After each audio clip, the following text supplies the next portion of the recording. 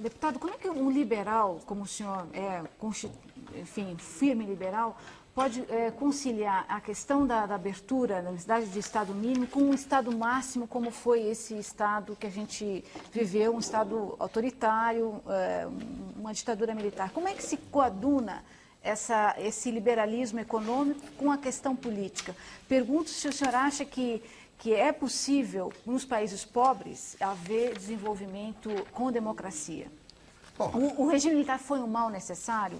O visto de hoje, o senhor acha que foi um erro naquele momento ou não? A chamada Revolução de 64 não foi uma revolução, foi uma contra-revolução. É uma ilusão dos nossos esquerdistas imaginar idilicamente que em 1964 havia uma opção entre uma democracia liberal e uma democracia social. Não existia, não. A opção entre dois autoritarismos. Seria o autoritarismo da esquerda. O Prestes dizia, nós ainda não estamos no poder, mas já estamos no governo.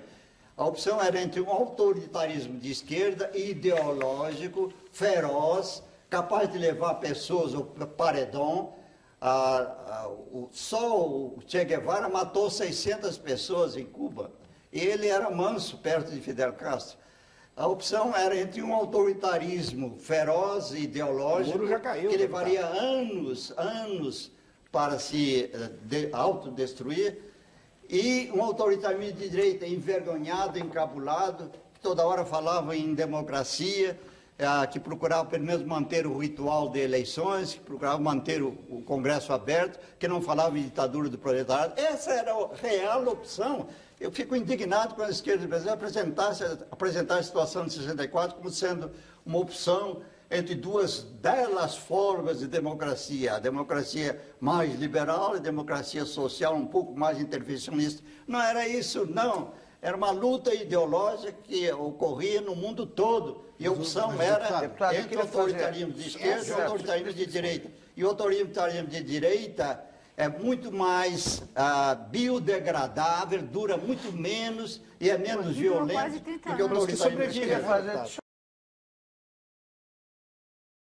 Todos os principais ex-guerrilheiros que se lançam na luta política costumam dizer que estavam lutando pela democracia. Eu não tenho condições de dizer isso. Eu estava lutando contra uma ditadura militar, mas se você examinar o programa político que nos movia naquele momento, era voltado para uma ditadura do proletariado. Então você não pode voltar atrás, corrigir o seu passado e dizer, olha, naquele momento eu estava lutando pela democracia.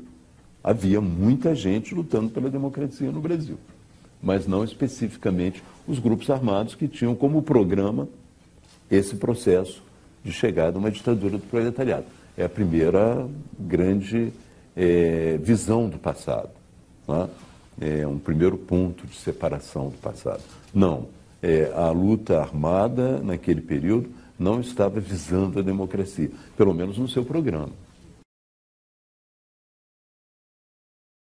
Aí já um movimento não mais estudantil, um movimento social de tomada do poder, é isso que nós queríamos, e transformação daquilo em socialismo, e que nós não éramos exatamente contra a ditadura, nós éramos contra a ditadura militar burguesa, mas nós éramos a favor da ditadura do proletariado. Isso ninguém diz, mas tem que dizer, faz parte da nossa história.